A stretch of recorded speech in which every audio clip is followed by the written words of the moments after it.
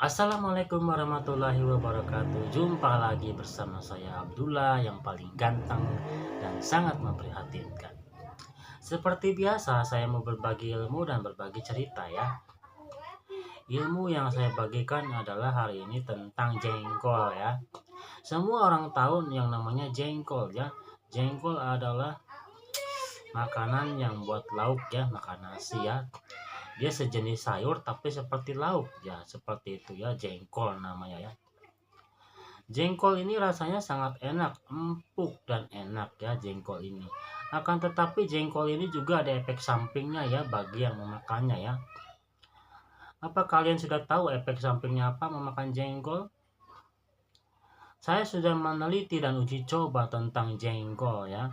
Saya sudah meneliti uji coba tentang jengkol. Pada saat saya memakan jengkol ya, itu akan terjadi yang namanya kencing bau ya.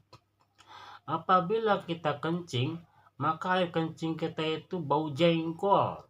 Ketika kita kencing ke WC ya, apalagi nggak disiram, itu bau jengkol yang sangat menyengat ya pada saat kita kencing.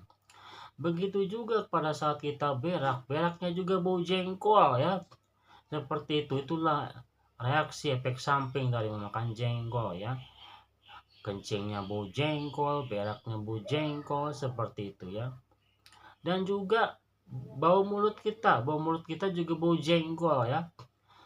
Disitulah efek sampingnya kalau kita memakan jengkol ya, seperti itu. Dan juga kalau kita memakan jengkol ya, itu terjadi reaksi seperti reaksinya tenggorokan panas ya. Tenggorokan panas dalam ya kalau kita memakan jengkol ya. Bagi yang tidak cocok untuk makan jengkol ya, contohnya seperti diri saya sendiri ya. Saya pernah uji coba penelitian memakan jengkol. Pertama saya uji coba makan jengkol matang ya, makan jengkol masak ya.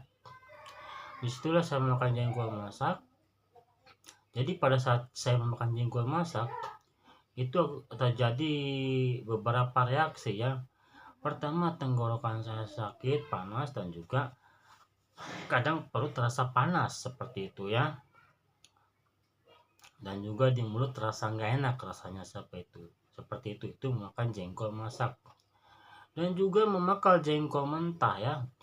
Memakan jengkol mentah ini lebih parah lagi gitu, rasanya pun nggak enak juga ya memakan jengkol mentah ya, seperti itu.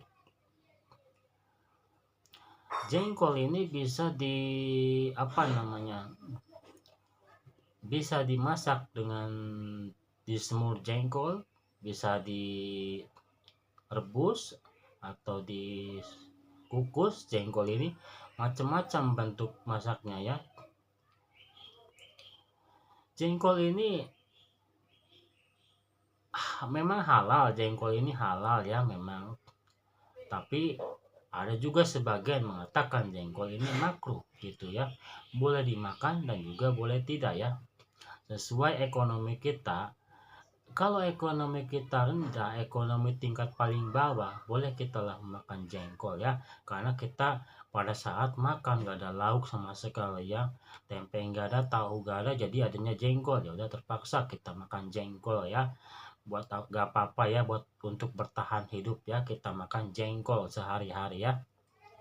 Seperti itu ya. Ya apabila kita ada lauk, misalnya ada lauk entah tempe, entah tahu, entah telur ya, jadi kita tinggalkan aja untuk memakan jengkol ya, gitu. Karena kalau kita memakan jengkol itu efek sampingnya banyak ya. Ya itulah yang tadi saya ceritakan, efek sampingnya kalau kita memakan jengkol itu akan terjadi kencing kita bau, berak kencing kita bau, itu sebab bau jengkol. Kencing bau jengkol, berak bau jengkol, mulut juga bau jengkol. Seperti itu ya, terjadi reaksi dan efek sampingnya. Efek sampingnya bukan hanya itu aja, tetapi tenggorokan juga terasa panas ya. Terasa panas dalam, juga terasa panas di dalam perut kita ini. Seperti itu efek sampingnya kalau kita memakan jengkol ya. Inilah hasil penelitian uji coba saya tentang jengkol ya, jengkol masak maupun jengkol yang masih mentah apabila kita memakan jengkol ya. Buat ibu-ibu dan bapak-bapak dan kawan-kawan, Sekiranya Anda tidak cocok untuk memakan jengkol ya, seperti terjadinya reaksi seperti sakit tenggorokan atau panas di dalam perut ya, seperti itu, sebaiknya Anda berhenti untuk memakan jengkol ya, karena itu tidak cocok dengan tubuh Anda. Contohnya seperti diri saya sendiri, saya tidak cocok untuk memakan jengkol, jadi saya berhenti untuk makan jengkol ya, seperti itu. Ya, bagi ibu-ibu dan bapak-bapak, bagi kawan-kawan, apabila Anda memakan jengkol tidak ada rasa sakit tenggorokan, tidak ada sakit untuk di perut, maka lanjutkanlah Anda makan jengkol setiap hari. Gak ada masalah bagi saya ya. Saya hanya menyarankan buat ibu-ibu dan bapak-bapak, buat kawan-kawan yang tidak cocok aja makan jengkol, maka saya sarankan untuk berhenti makan jengkol ya. Inilah yang saya dapat saya sampaikan dan saya ceritakan, dan ilmu saya bagikan kepada ibu-ibu dan kawan-kawan. Mudah-mudahan ada manfaatnya. Sekian dan terima kasih. Assalamualaikum warahmatullahi wabarakatuh.